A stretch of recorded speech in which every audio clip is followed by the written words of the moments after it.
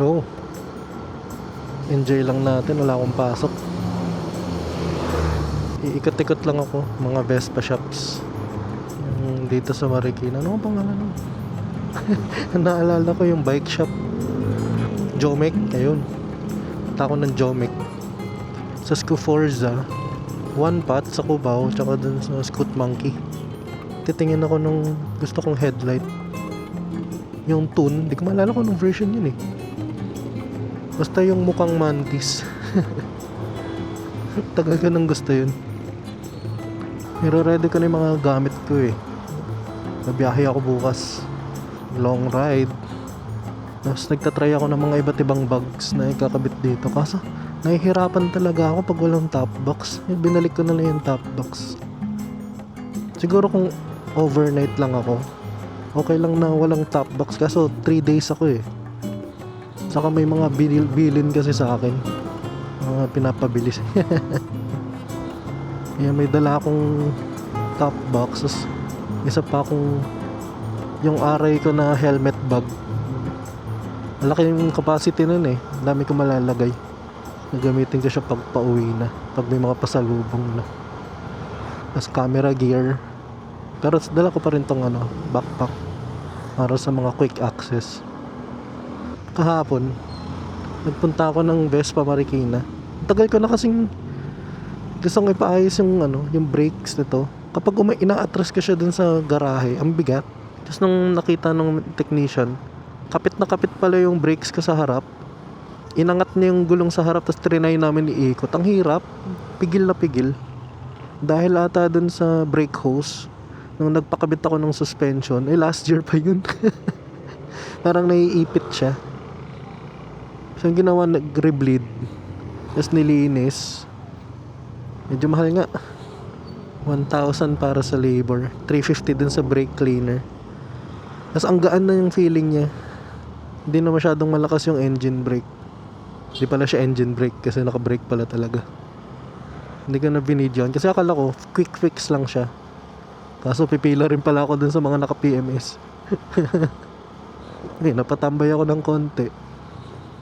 Tapos mamaya pala, punta ako ng SB. Bili ako ng merienda. Di ata ako abot. Di ko na lang ako. Kaso one way nga pala dito. Ito sana akong SB eh. Kaso wala dyan yung gusto daw ni Tin. Baka sa San Mateo ako pumili. Uy, Ducati yun. Punta na rin kaya ako ng Stella. Wala naman akong hinahabol na oras eh. Ikot na rin siguro ako. Kung hindi, traffic. Picador.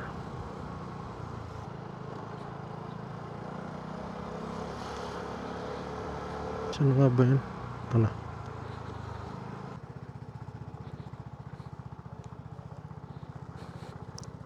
Oh, linis. Ganda na ito.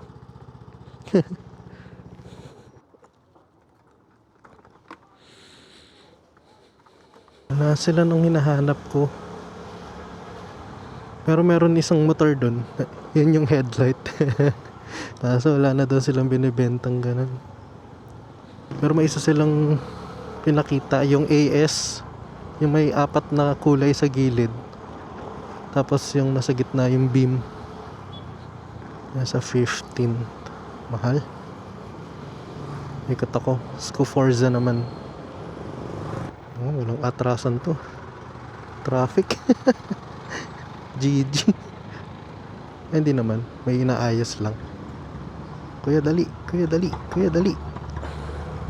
Tinitignan ko yung kaninang katabi ko na white na Vespa. Naka-ghost siya na na side mirror. Na hindi bilog. May warping siya sa gilid. Hindi ko alam kung effective siya. Ito, ganda nito. Side mirror niya. Pwede kaya sa akin yan. Ano pangalan nun? Ang laki. Tapos may blue tint. Ganda tignan. Speaking of white Vespa. Ayun, may Vespa na white.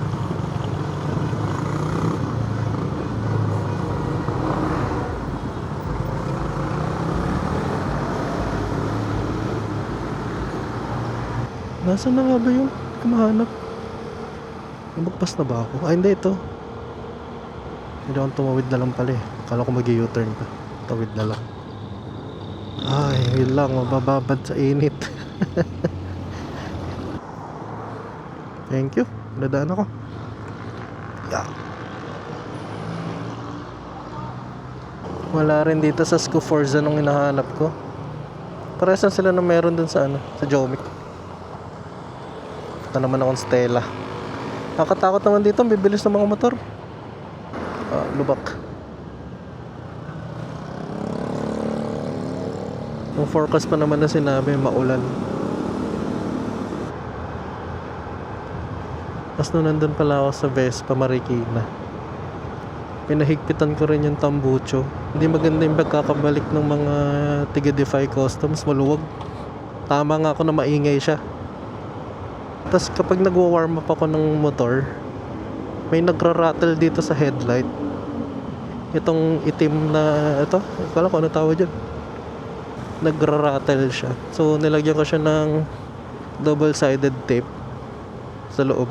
Tahimik na ngayon. Tahimik na yung tambucho, tahimik pa yun. Ilalim nga pala yung ikot. Connect lang ako ulit ng phone dito sa yan, navigator. Mas malakas sa battery yan.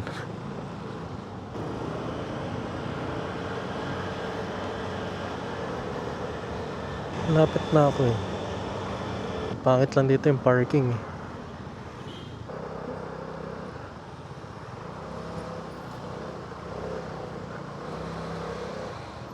Ilaw pa lang yan. So, ito yung Bright. ay. Hindi pa lang, yung DRL niya. Pag yung nagkaroon yung DRL, gagano nga siya. Kaya, Ayan niya. Yan yung DR. Yan. Anong ay arte? kaya kung lalagyan mo ng switch yung ano mo, headlight mo, ito unang mag-on. Okay, good.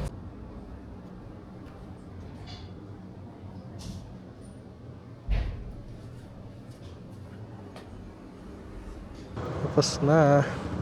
Nabudol ako. Napabili na ako ng ilaw agad.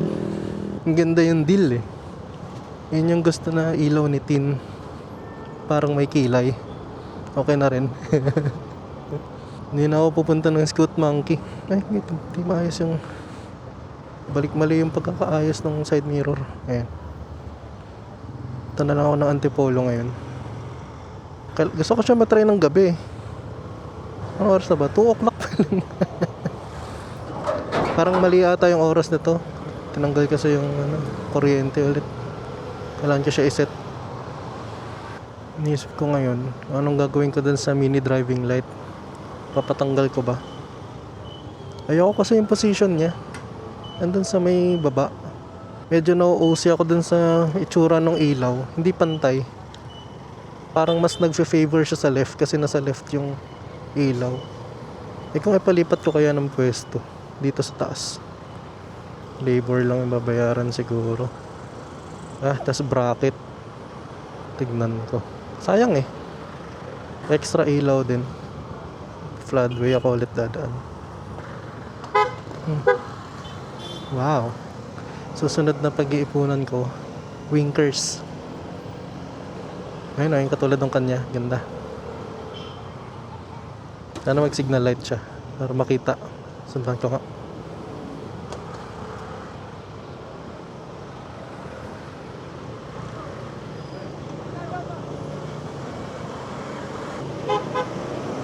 Ay, may pumapatak na mga ulan. Okay lang naman. Kompleto naman ako ng rain gear. Chill riding lang. Ay, stoplight na ba? Tuminto. Merong hinuli. Bakit kaya? Counterflow siguro. Ito. Pinabalik siya.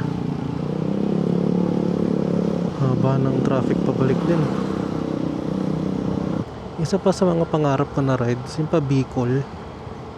Hanggang nangyayari, baka magmotor ako papunta doon kasi Tin magpi-plane. Kaya naman siguro. Problem ko lang doon, ang lubak ng daan. Nakakaawa yung gulong ko dun. Clearance sale.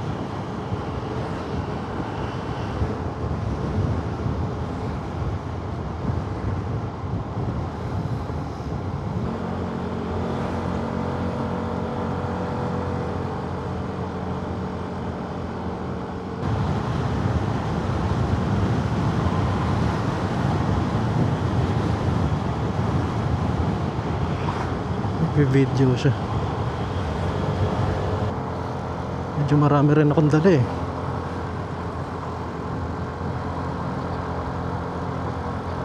Hirap siya. 50 lang yung kaya.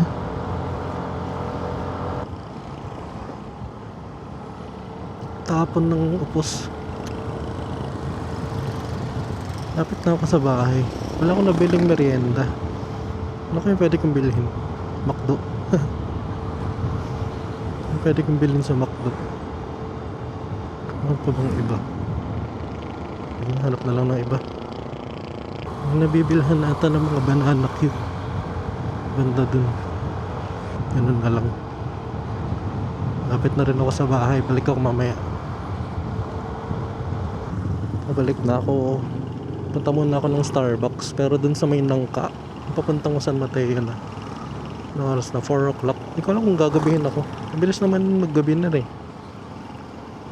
Parang mababa nga yung bato ng ilaw. Kailangan ko pa siya i-adjust. May screwdriver naman ako dito sa mga tools ko. I-adjust ko sa mamaya. Ayun, parang nakaturo lang siya dun sa baba eh. Pwesto ng motor, ganun kalayo ang gusto kong bato ng ilaw. Ito, itong tricycle sa harap. Pa rin pala, kailangan ko i-adjust to. Tabingi yung kabit. Uy, Tesla. Sige ito, oh. Mawalan ng preno. Delix.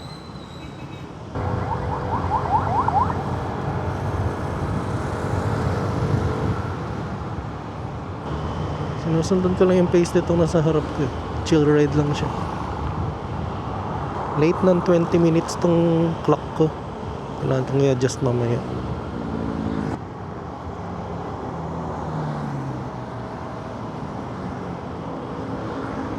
Nabutan pa nga ako ng stop.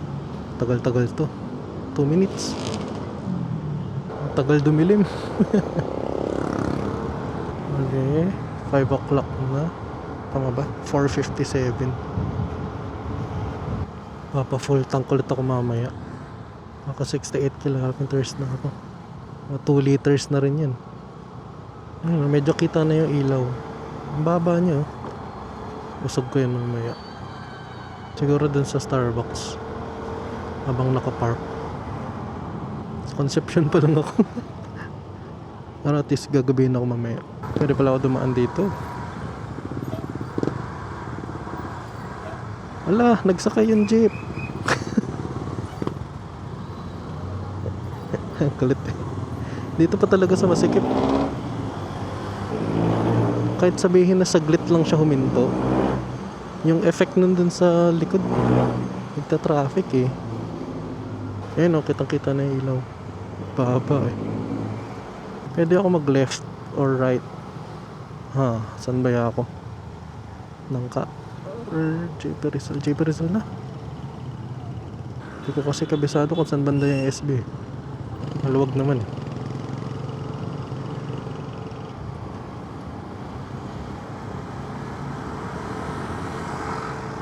Saan na ba yun? Ito na ata. Hindi ko alam kung may drive-thru to. Tumatawid. Pag wala. Ay hindi, kailangan ko pa rin naman mag-park. Kasi mag-aayos ako ng ilaw. Drive-thru ba sila? Ah, meron. Pero magpa-park ako. Saan ang parking? Yung motor. Ay, doon na tayo. Mali ako, doon pala yung entrance. Mali. Ito, yung parking ng motor. Uy, itim. Yan. Now I know. Hindi ko alam kung mas malapit to sa amin kaysa dun sa Markinton. Sana may parking ng motor. Trinay ko i-adjust yung ilaw kanina. Pero hindi siya gumagalaw. Hindi ata nakapasok yung ano, yung parang lock niya. Di tuloy siya may angat. Kaya try ko mamaya sa bahay. Uwi na ako. Ayun, parang mas maganda yung bato ng kanya. Yung sa harap. Yung angle ng ilaw niya. Sa MDL ko. Ayun o, dapat hanggang dun eh. Sana maayos ko siya. I-end ko na rin yung video dito. Tignan ko mamaya kung lalabas ako pag naayos ko tong ilaw para masubukan ko ulit. Salamat sa panonood. Next time ulit. Bye bye. Hello. Papagas lang ako ngayon. In-adjust ko na rin yung ilaw. Kasi feeling ko mababa pa rin, pero okay na muna siguro yun. Tanggal siya sa pagkakalak dun sa pag-a-adjust. Kasi di ko alam, parang nalubak ako kanina, parang natanggal na naman eh, parang maluwag. Tignan ko nga, try ko to sa lubak. Ayan o. Ayos. Ano kaya? Lagyan ko ng harang para di matanggal. Nalubak lang ng konti eh. Ano na siya. Chat ako sa Stella. Alam kung paano remedyo gagawin dyan. Baka masyadong mabigat yung ilaw eh.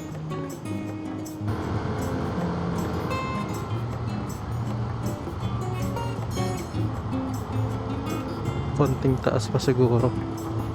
Oh, diba? Saglit. Ano lang yan oh. Konting bangga, ano lang. Pumps lang. Tapos na ako magpagas. Full tank na ulit.